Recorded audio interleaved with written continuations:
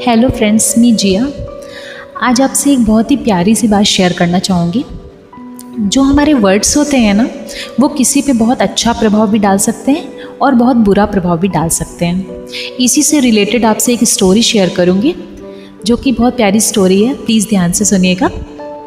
दो फ्रेंड्स होते हैं, जिसमें से एक फ्रेंड की तबीयत ख़राब हो जाती है और वो हॉस्पिटलाइज हो जाते हैं। और कुछ दिन बाद दूसरे फ्रेंड की तबीयत भी ख़राब हो जाती है, उनको पैरालिसिस का अटैक आ जाता है और उनको पहले वाले फ्रेंड के ही रूम में बगल वाले बेड पे शिफ्ट कर दिया जाता है। जिनको पैरालिसिस का अटैक आया होता है, वो अपनी जीने की चाह छोड़ चुके होते हैं और वो नर्स को बुला के बोलते हैं कि मैं बहुत असहाय हो गया हूँ, मैं कुछ काम भी नहीं कर पा रहा हूँ, कुछ नहीं कर पा रहा हूँ, तो आप मुझे प्लीज़ एक इंजेक्शन दे दो जिससे मैं मर जाऊँ। बगल वाले फ्रेंड उनकी बात सुन रहे होते हैं रोज़ रोज़। तो वो एक दिन उठते हैं और एक खिड़की होती है रूम में, उससे वो बाहर देखते हैं। वो कहते हैं कि देखो बाहर कितनी सुंदर हवा चल रही है, एक पार्क में बच्चे खेल रहे हैं और दूर समुद्र है, वहाँ पे कुछ बच्चे बालू के घरौंदे बना रहे हैं और बहुत ही अच्छा लग रहा है, सब लोग कितने खुश हैं। ये बात वो रोज़ कहते हैं, जिससे जो पैरालिसिस का अटैक जिनको आया होता है, वो फ्रेंड सुनते हैं उनकी बात को और वो बड़ा खुश होते हैं उनकी बात सुन के कि मुझे भी खिड़की के बाहर देखना है।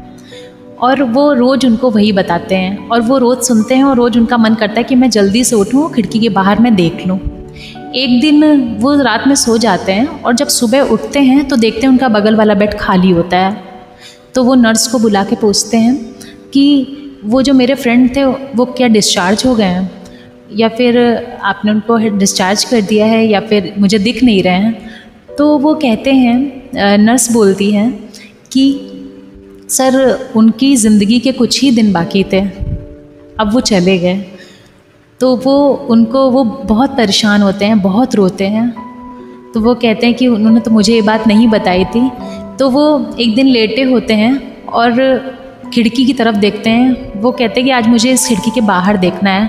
वो किसी तरह बेड से नीचे उतरते हैं, वो उतर नहीं पाते क्योंकि उनको पैरालिसिस का अटैक आया होता है। वो गिर जाते हैं बेड से। फिर वो धीरे धीरे आगे चल के किसी तरह आगे बढ़ के खिड़की के ऊपर हाथ रख के उसके सपोर्ट से खड़े होते हैं और बाहर जब देखते हैं खिड़की के, तो वहाँ पे एक काली दीवार होती है। काली दीवार पे एक लाइट लगी होती है और कुछ नहीं होता है। तो वो नर्स को बुला के इतना परेशान हो जाते हैं और नर्स को बुलाते ही पूछते हैं कि यहाँ पे तो ऐसा ऐसा था, यहाँ समुद्र था, यहाँ पे हवा चलती थी, यहाँ पे पेड़ पौधे थे। तो नर्स ने बोला कि मुझे सर 5 साल हो गए हैं यहाँ पे, लेकिन यहाँ पे कुछ भी नहीं है, यहाँ पे तो मैं 5 साल से ये काली दीवार ही देख रही हूँ। तो वो कहते हैं कि वो मेरे फ्रेंड ने मुझसे झूठ क्यों बोला। तो नर्स बोलती है कि सर ये तो मुझे नहीं पता कि उन्होंने आपसे झूठ क्यों बोला, पर मुझे इतना पता है कि उनके इस झूठ से आप अपने पैरों पे खड़े हो गए हो। तो वो ये देखते हैं और वो सच में अपने पैरों पे खड़े हो चुके होते हैं। तो फ्रेंड्स, हमारे शब्दों में कितनी ताकत होती है। उन्होंने कितनी पॉजिटिवली अपने फ्रेंड को इतना अच्छे से सपोर्ट किया और उनसे ऐसे शब्द बोले जिसमें उनके अंदर जीने की चाह जाग गई। उन्होंने रोज़ उनको बताया कि खिड़की के बाहर ऐसा होता है, जिससे उनके मन में जीने की चाह जागी। और ख़ुद भी उनके पास ज़िंदगी के कम दिन थे, लेकिन उन्होंने अपने फ्रेंड की लाइफ सेव करी। तो फ्रेंड्स, हमारे वर्ड्स में बहुत ताकत है।